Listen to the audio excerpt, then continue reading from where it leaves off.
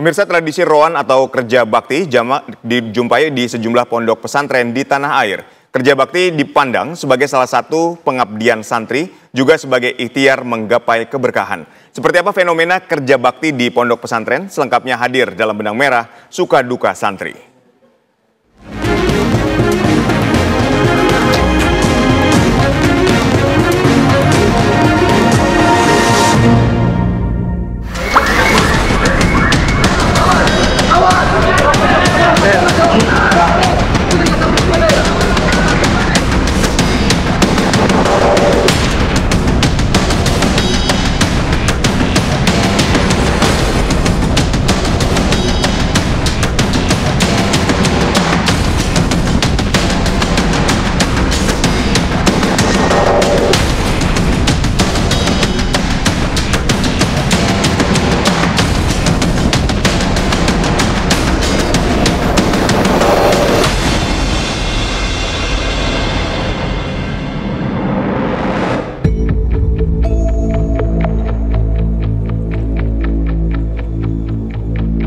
Tragedi ambruknya Ponpes Al-Khos ini mengungkap fenomena lain yang jamak dijumpai di sejumlah pondok tradisional.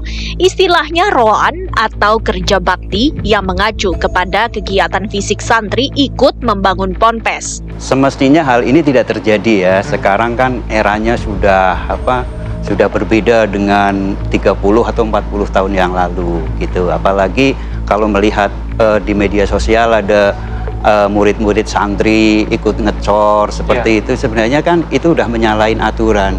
Karena K3 gitu ya, untuk keselamatan kerja itu kan memang diperlukan, harus menggunakan APD yang lengkap. Pembangunan di Pondok Pesantren Lirboyo memang kita tangani secara mandiri. Cuman meskipun demikian kita juga melibatkan pihak-pihak profesional.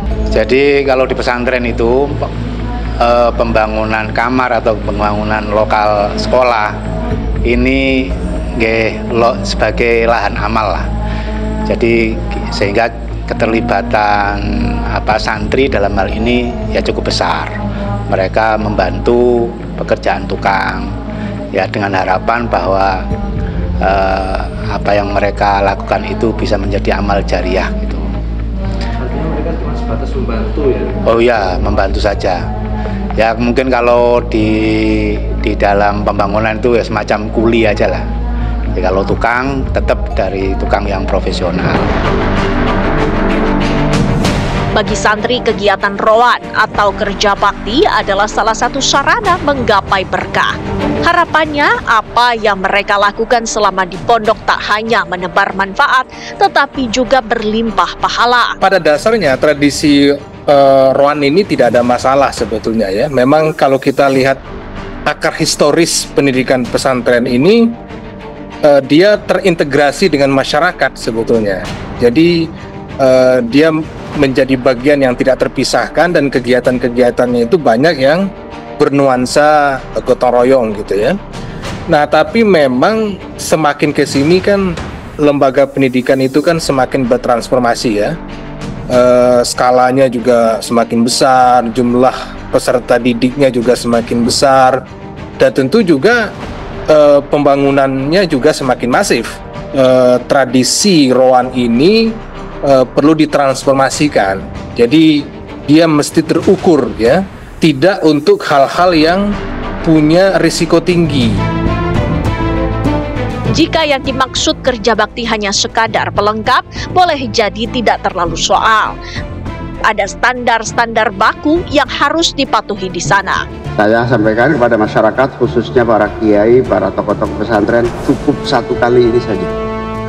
Jangan pernah ada lagi peristiwa musibah yang mengharukan dan mengerikan.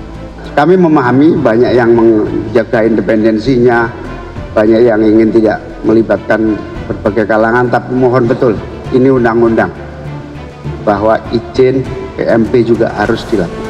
Pesantren itu biasanya berdiri sendiri-sendiri atau tidak terkait satu sama lain. Ada pesantren yang sudah mempunyai perencanaan dengan baik, bahkan dikerjakan oleh insinyur. Ada yang pesantren itu yang sifatnya digotong royongkan masyarakat. Ada yang cuma pakai tukang lokal, jadi sangat bervariatif gitu. Ini bisa menjadi kita ambil ibrohnya, kita ambil hikmahnya bahwa pesantren ini kalau melaksanakan proyek pembangunan di internal ya harus mengedepankan hal-hal yang prinsip lah, seperti perencanaan, kemudian konstruksi bangunan, sehingga kemudian bangunan tersebut aman untuk para santri gitu. Presiden menginstruksikan agar dilakukan pemeriksaan menyeluruh terhadap keandalan bangunan gedung di ponpes-ponpes yang tersebar seantero Nusantara. Tugas saya sih cuma pesantren yang diberikan oleh perintah oleh Presiden, pesantren yang rawan dan mengalami darurat jadi pesantren. Tapi saya kira pemerintah tidak akan menutup mata. Saya juga ingin menyampaikan ya, para pesantren-pesantren jangan terlampau merasa semua ditangani. Anggaran kita sangat terbatas, tapi kita akan usahakan semaksimal mungkin yang rawan-rawan. Insya Allah Pak Menteri PU akan berbuat sesuatu. Tim dari teman-teman Dirjen Cipta Karya kan ada di seluruh Indonesia, sehingga hopefully kita bisa cepat mengerjakannya untuk seluruh Indonesia. Kalau soal anggaran, insya Allah cukup lah. Hikmah di balik tragedi Ponpes Al-Hos ini terkuak bahwa sejumlah ponpes di tanah air dinilai uzur. Mereka telah berumur ratusan tahun.